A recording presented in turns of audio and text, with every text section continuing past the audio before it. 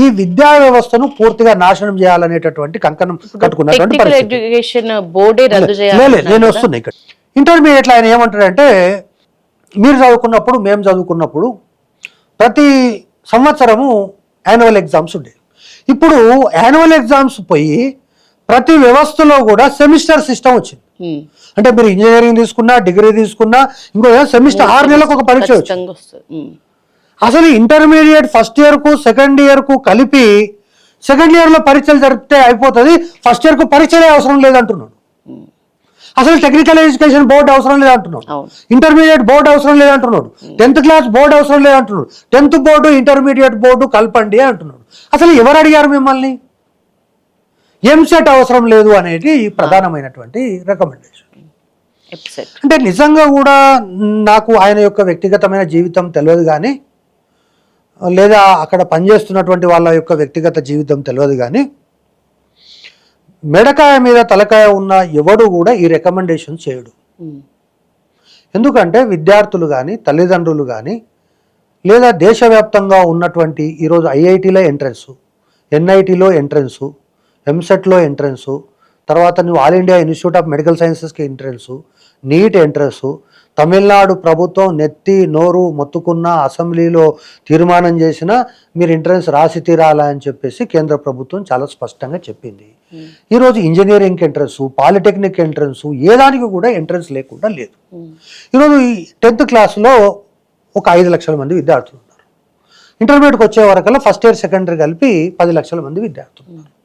ఈ 10 లక్షల మంది యొక్క పేపర్సు వాల్యూ చేయడం కానీ, వాళ్ళు రాసే విధానం కానీ, మీరైతే 60 మార్కులు వేస్తారు, నేనైతే 50 వేస్తా, ఆ సార్ అయితే 45 వేస్తాడు.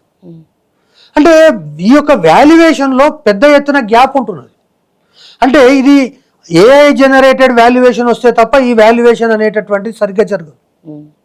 అంటే అదే గనక ఇవన్నీ పరిస్థితులను దృష్టిలో పెట్టుకొని, మరి ఆయనకు ఆ విషయం తెలుసో తెలియదో నాకు తెలియదు, బట్ ఫర్ మై నాలెడ్జ్ నేను చూసినంత వరకు ఈ ఎంసెట్ అనేటటువంటిది విద్యార్థులకు పెద్ద భారంగా మారింది. ఎంసెట్ తీసేస్తే ఎట్లా ఉంటుంది అనేటటువంటి చర్చ ఈయన ఏదో కొత్తగా కనుక్కున్నది కాదు. 1990 దశకంలోనే 2004లో ప్రొఫెసర్ దయారత్నం కమిటీ ఈ ఆంధ్రప్రదేశ్ ప్రభుత్వం ఏర్పాటు చేసింది. ఆయన వైస్ ఛాన్సలర్ జేఎన్టీయూ హైదరాబాద్. ఇది ఒకేసారి చేయలేము. ఇక్కడ ప్రధానమైనటువంటి సమస్య ఏమొస్తుంది అంటే, ప్రైవేటు రంగంలో ఎంసెట్ అనేటటువంటిది చెప్తున్నారు, గవర్నమెంట్ సెక్టర్లో ఎంసెట్ చెప్తలేరు, తద్వారా సీట్లు వాళ్ళకి ఎక్కువ వస్తున్నాయి. కాబట్టి దీంట్లో ఒకటి మనం చేయాల్సింది, ఎంసెట్లు గవర్నమెంట్ కాలేజీలో కూడా చెప్పాలి, అదేవిధంగా ప్రైవేటు కాలేజీల్లో కూడా ఈ యొక్క ఎంసెట్ అనేటటువంటిది గవర్నమెంట్ ప్రైవేట్లో చెప్పాలి. అదేవిధంగా ఎంసెట్ చెప్పే క్రమంలో ఈ first year intermediate, second year intermediate పుస్తకాలను అసలు చదివించడం లేదు, 25% వెయిటేజ్ ఇవ్వాలని చెప్పి 2006లో రికమెండ్ చేశారు. 2007లో 50%, 2008లో 75%, 2009-10 నాటికి ఎంసెట్ రద్దు చేస్తే బాగుంటుందని ఒక సిఫారసులు, ఈయనేమి దాంట్లో యుగపురుషుడు ఏం కాదు, అంతకుముందే చాలా రికమెండేషన్స్ వచ్చినాయి.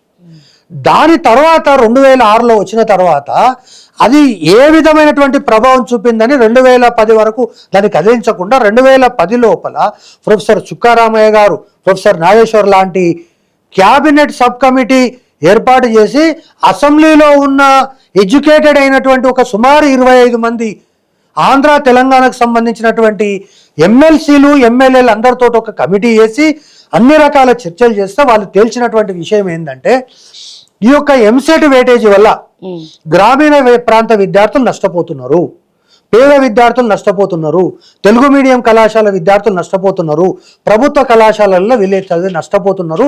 కాబట్టి ఎంసెట్ రద్దు చేయండి అంటే ఇప్పుడు ఎంసెట్ మార్కులు, ఇంటర్మీడియట్ మార్కులు ఎంసెట్లో తీసుకోవడం లేదు.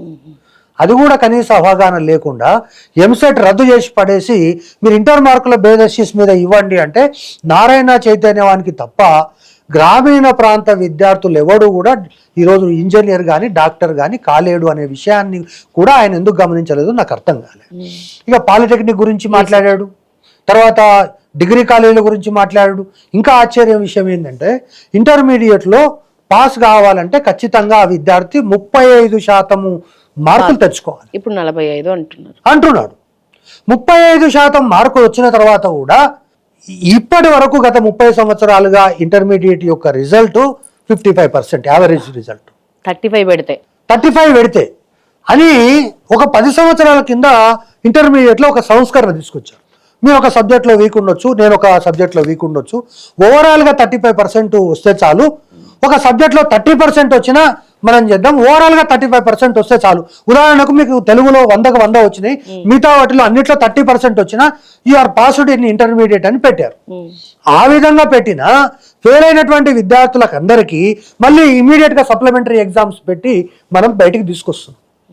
అటువంటి పద్ధతుల్లో ఈరోజు 45% పెడితే ఇంటర్మీడియట్లో రిజల్ట్ 10% ఉంటుంది. మరి 95% మంది విద్యార్థులు ఫెయిల్ అయితే, వాళ్ళు డ్రాప్ అవుట్స్ అయితే, వాళ్ళు మళ్ళీ సేమ్ మీ పాత సార్ చెప్పినట్టుగా గొర్రెలు బర్రెలు కాసేటటువంటి ప్రయత్నము ఎందుకు? మరి ఏ రకమైనటువంటి విధంగా? పోనీ 45% ఏ రాష్ట్రాల్లో ఉంది, ఏ దేశాల్లో ఉంది చెప్పమనండి. పోనీ ఒకవైపు ఎడ్యుకేషన్ స్టాండర్డ్స్ మాట్లాడుతున్నాం, నేనేమంటున్నా ఇంక్లూజివ్ ఎడ్యుకేషన్ అంటే పేద గుడిసెల్లో ఉండేటటువంటి పరిస్థితిని కూడా తీసుకొచ్చేటటువంటి పరిస్థితి ఉంటుంది.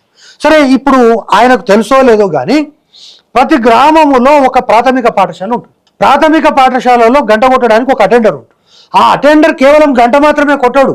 కరెక్ట్ 9 గంటలకు పాఠశాలకు వచ్చినటువంటి విద్యార్థులందరినీ చూసుకొని ఏ విద్యార్థులు రాలేదో టీచర్లు రాసిస్తే ఆ ఇంటింటికి తిరిగి ఆ విద్యార్థులను తీసుకొని వస్తుంటాడు. కొంతమంది విద్యార్థులు అయితే మేము రాము అంటుంటారు, ఈయన పోలనే దాక్కుంటుంటారు. ఆ పిల్లవాళ్ళను బలవంతంగా తీసుకొని వచ్చి మేము మా చిన్నతనంలో అయితే అరుపులు కేకలు పెడబొబ్బలు ఇవన్నీ వినిపించేది, అవన్నీ కూడా ఉండే. మరి ఇప్పుడు ఈయన తీసుకొచ్చేటటువంటి బస్సులో వాడు ఎందుకు ఎక్కుతాడండి? ఆ బస్సు వచ్చే టైంకు పారిపోతుంది.